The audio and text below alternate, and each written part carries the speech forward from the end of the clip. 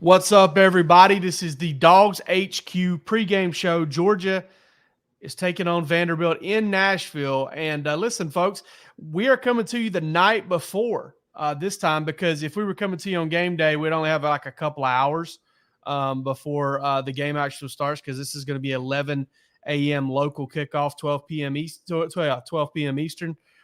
So we are coming to you the night before, and the Dogs take on the Commodores tomorrow night. And got Palmer Thomas here with me. Palmer, let's just get right to it, man. What has been your main thought on this game all week long? Yeah, Jake, you got your hard hat ready because this is going to be a construction zone that we're going into. I'm excited to see this game, and it's probably going to be a blowout. I mean, 31.5 points is the spread. But I think what excites me about this game is getting to see some of those players that you may not see on a week-to-week basis. I saw a stat today about teams around the country and how many teams have played a certain number of freshmen each game and who the leaders were. And Florida had played 11 freshmen in every game this year. Georgia's played 3. And so, and even those have been pretty limited in their roles. Peyton Woodring as a kicker. CJ Allen is the only one that's really played on offense and defense every game. Janelle Aguero has been a special teamer primarily. So I'm excited to see, expecting this one to be a blowout, but I'm excited to see some of those players that we don't normally see. Yeah, for sure. And, I almost hate to assume this is going to be a blowout because we've seen Georgia be able to keep teams in just about every game. But Vanderbilt, a little bit different story than Auburn, a little bit different story than South Carolina. The Commodores have allowed 36 points in 5 straight games. They've lost all of those games.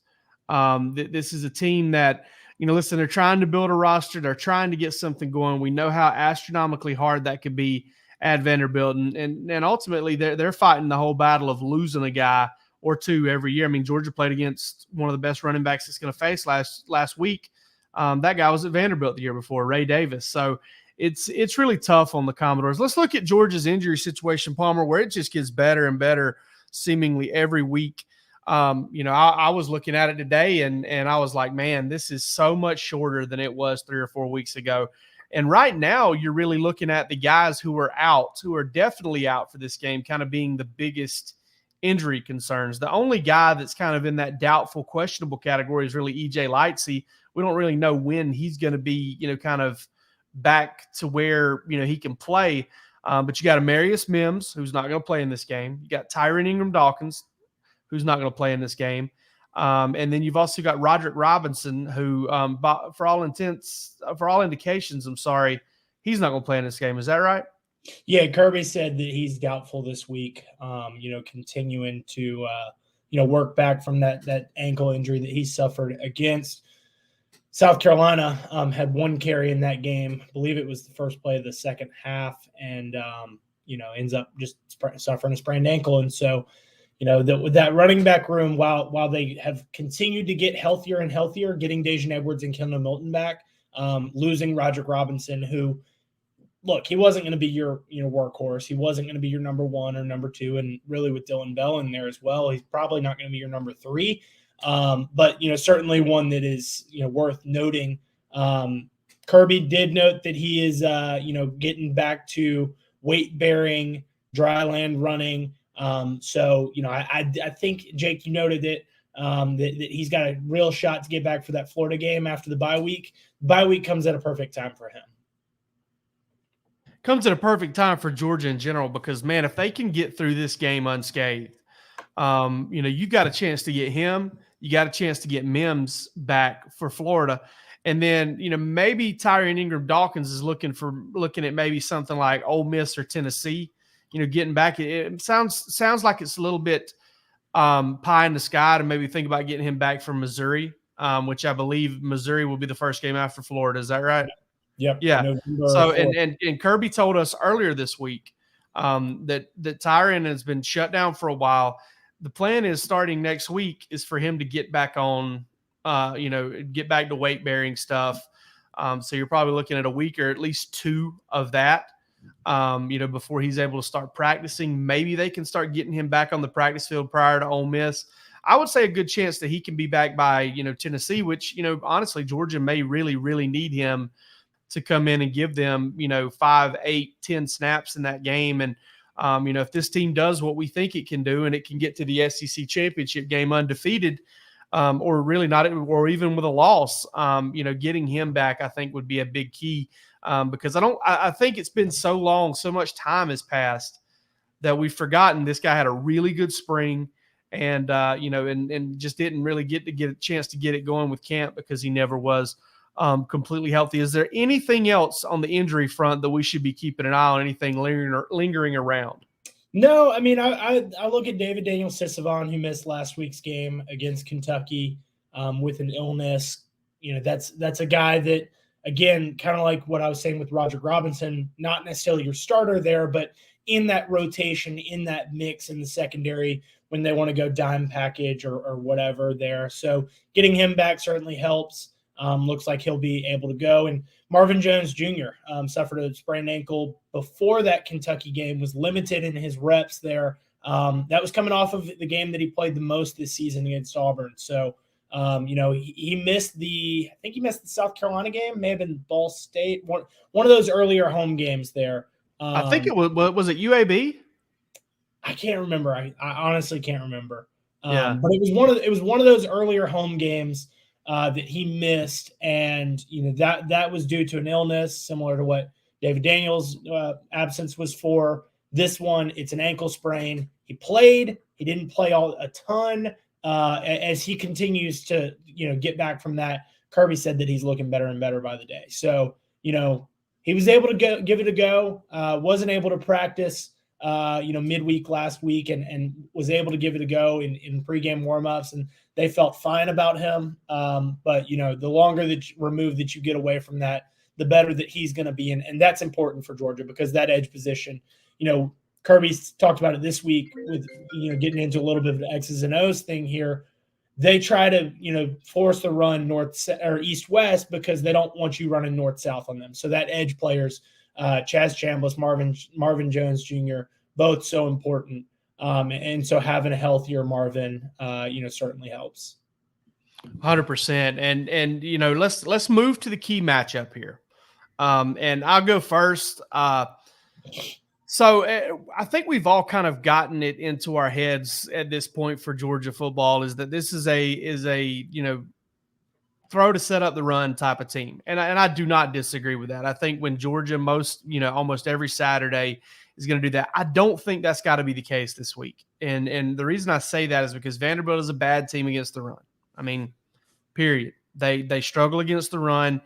And, I think that anytime you can go on the road, there's not going to be a lot of juice in that stadium on, tomorrow. There's just not. Vanderbilt is, I don't care if it's full of Georgia fans. I mean, there's construction going on. It's going to be a weird environment. It's going to be early. There's not going to be a ton of juice in there. If you want to get the team fired up and the team going, I think you want to get the run game going. And I'm looking at that Vanderbilt run defense. I'm looking at the fact that Dejan Edwards and Kendall Milton are as healthy as they've been all year. I think you can run to set up the pass tomorrow. While I do think throwing to set up the run is a great idea most Saturdays based on how this team is built, I think tomorrow they need to flip the script a little bit. My key matchup is that Georgia offensive line and that group of running backs against that Vanderbilt front seven. Because listen, they've seen the film. They know Georgia wants to throw it to set up the run. They know Georgia wants to take shots in the passing game. They know that Georgia wants to get the screen game going and kind of make them run and defend that. Well, what better way to kind of come out and gash them a couple times in the run game and really get that going, set up the play action pass, hit a few big passes, and try to get up 2 or 3 scores very early in that game so you can kind of do the little boa constrictor thing on them that Georgia really likes to do. What's your key matchup, Palmer? Yeah, I'm looking at the wide receivers of Vanderbilt against Georgia, just because that is the strength of this Vanderbilt offense. Their best player, Will Shepherd, one of the all-time leaders in program history there, catching up to Jordan Matthews in career touchdown grabs. He's got 8 on the year, had 1 last weekend against Florida. a long one, on 3 catches, 107 yards in that game. He had 2 touchdowns in Vanderbilt's each of Vanderbilt's first 3 games. So that is their go-to guy. Kirby pointed out this week that, the first thing that stands out to him is the speed of those receivers when he turns on the tape. And, those guys are going to have to help out their quarterback, playing with a backup in all likelihood. Clark Lee said this week that Ken Seals is going to be getting the start with A.J. Swan, a Georgia native, A.J. Swan, continuing to come back from an injury. Swan is available. He played against Georgia last year. I think that they've got a bye week coming up here. So they are trying to get him healthier for the latter half of the season because, probably regardless of who you throw out there at quarterback, this one's not going to go Vanderbilt's way. So, you roll with Ken Seals, somebody that has started games for them before. I believe he might have actually even started a game against Georgia in this matchup before. But, that's a guy. Those receivers are guys that'll have to help him out. Will Shepherd, Jaden McGowan is a guy there. 2 of the top 25 receivers in the SEC, 1 of the top 10 in Will Shepherd. I'm keeping an eye on those Vanderbilt receivers and how Georgia defends them. Obviously with Dalen Everett, who's continuing to come along, and we talked to him this week, and everyone looks back at that Auburn game and the way that teams really all season long, but that Auburn one stands out the most. Teams have picked on him and they've said, hey, we're not going to throw it at Kamari Lassiter. He's one of the top corners in the, not just the SEC, but the entire country. We're going to go to the opposite side of the field and throw it at 6 over there. He's been tested, thrown into the fire, and he's responded. Got called for a pass interference penalty in that Auburn game, bounced back with a huge third down pass breakup, had a pair of pass breakups inside Georgia's 20-yard line. So I'm looking at Vanderbilt's receivers against Georgia's defensive backs, specifically the corners, and specifically Will Shepherd for the Doors. I like that one. That's what I pointed out too. The speed does stand out to you on film. The good thing for Georgia is that, what Vanderbilt struggles to stop the run, they also don't run it very well. And, Georgia will be able to kind of go with 2 high safeties there and give their cornerbacks some help. Real quick, Palmer, how do you see this game playing out? Yeah, I mean, I think I made it pretty clear in the beginning. I'm expecting Georgia to win big. Haven't really finalized a final score yet in my mind, but I do see this one going Georgia's way and probably going their way early. The last 2 games have been a combined 117-0. Vanderbilt hasn't scored a touchdown on Georgia since 2018, and that one came with 2 seconds left in that blowout at Sanford Stadium.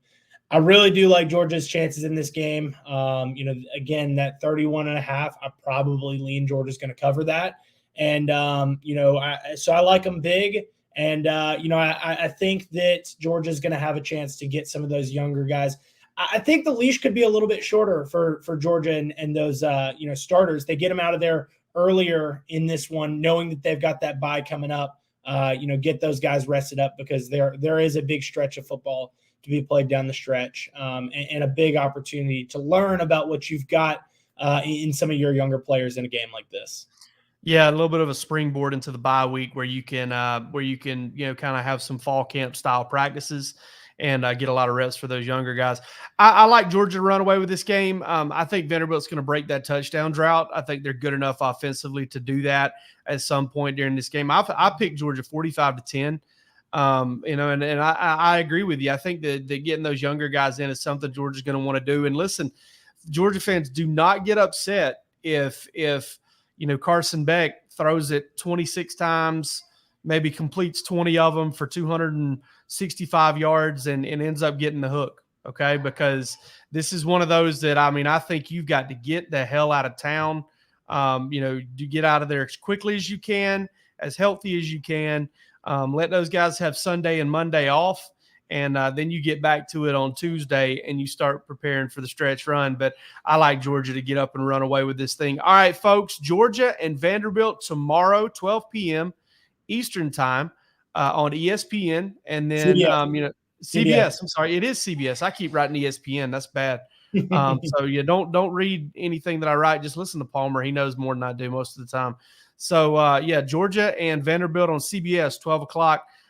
Check it out in Eastern time zone. It'll be a morning time. We'll be eating some breakfast casserole up in that Vanderbilt press box. But until then, just tune into DawgsHQ. We've got you covered. We've got plenty of content over at the site. $1 for 1 month. Come see what we got to say, because we're big fans of it. You should be too. Y'all take it easy.